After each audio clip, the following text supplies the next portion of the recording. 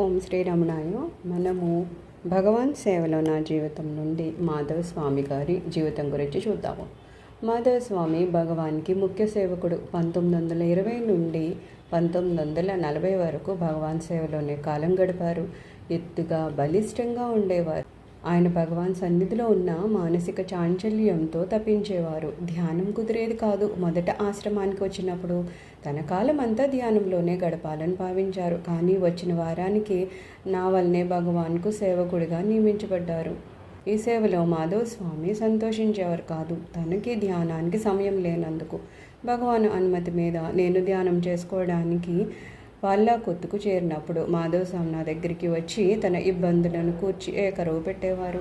నీవు రాకపూర్వం నుండి నేను భగవాన్ సన్నిధిలోనే ఉంటున్నాను. నీకేమో భగవాన్ ధ్యానం చేసుకోవడానికి స్వేచ్ఛను ప్రసాదించారు. నాకు ఆ భాగ్యం ఇంకా లభించలేదు అని అనేవారు. భగవాన్ మాధవ స్వామికి అప్పుడప్పుడు ఆధ్యాత్మిక సంగతులను చెప్పేవారు. అంతేకాకుండా ఆయనతోనే శరీరమర్దన చేయించుకునేవారు కూడాను. కానీ మాధవ స్వామికి తృప్తి లేదు. భగవాన్ దర్శించిన వారందరూ సన్నిధి మాత్రాన్ని ఆనందాన్ని అనుభవిస్తూ ఉండగా నాకు మాత్రం భగవాన్ సన్నిధి సుఖప్రదంగా లేదు అని అంటూ ఉండేవారు. వాసనలు బలీయమైనప్పుడు ఎవరు మాత్రం ఏం చేయగలరు?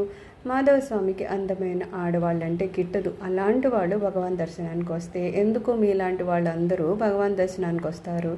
రావద్దండి, వెళ్ళిపోండి అని బిగ్గరగా అరుస్తూ ఉండేవాడు. భగవాన్ ఇది గమనించి, నువ్వెందుకు వారిని ఆడవారిని భేదంతో చూస్తున్నావు?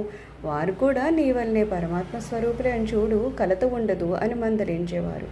ఆశ్రమంలో తన కాలం దగ్గరయ్యే కొలది మాధవ స్వామిలో ద్వేషం పెరిగిపోయింది. ఇంతకు ముందుని భగవాన్ దర్శనానికి వచ్చిన ఆడవాళ్ళను మందలించేవారు. ఇప్పుడు మగవాళ్ళని కూడా మందలించడం మొదలుపెట్టారు.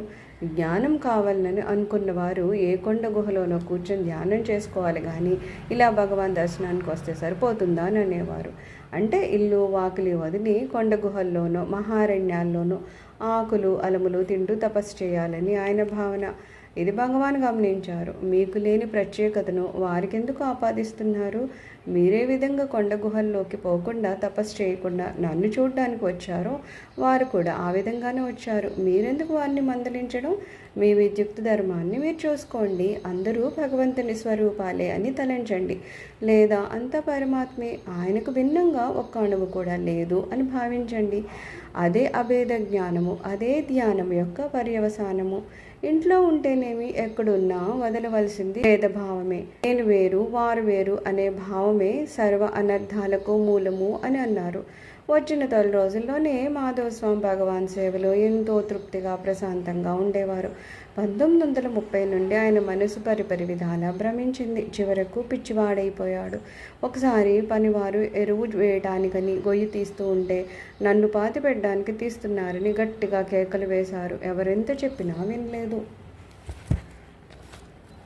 మాధవ స్వామి మతి చలించి తాను పనిచేయలేనని ఆశ్రమాన్ని వదిలి వెళ్ళిపోయారు. తీర్థయాత్రలు చేస్తే శాంతి లభిస్తుందనుకుని చేశారు, కానీ ఫలితం లేకపోయింది. చివరకు 1940లో ఆయన కుంభకోణంలో ఉన్నట్లు, ఆరోగ్యం క్షీణించి పిచ్చివాడై ఉన్నట్లు భగవాన్కి తెలిసింది. భగవాను కుంజస్వామి అంటే భగవాన్ భక్తుల్ని పిలిపించి ఆశ్రమానికి తోడుకొని రమ్మన్నారు.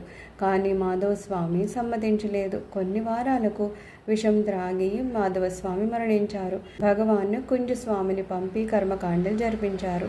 అంతటితో మాధవస్వామి కథ ముగియలేదు. భగవాన్ పాదసేవ ఫలితంగా భక్తి కారణంగా మరలా ఆయన ఆశ్రమంలోని తెల్ల నెమలిగా పుట్టారని చాలామంది విశ్వసిస్తారు. ఇది సత్యమని నా విశ్వాసం కూడాను అని అన్నామలై స్వామి చెప్తున్నారు. సర్వం శ్రీ రమణచరణ అరవిందార్పణమస్తు. లోకా సమస్త సుఖినో భవంతు.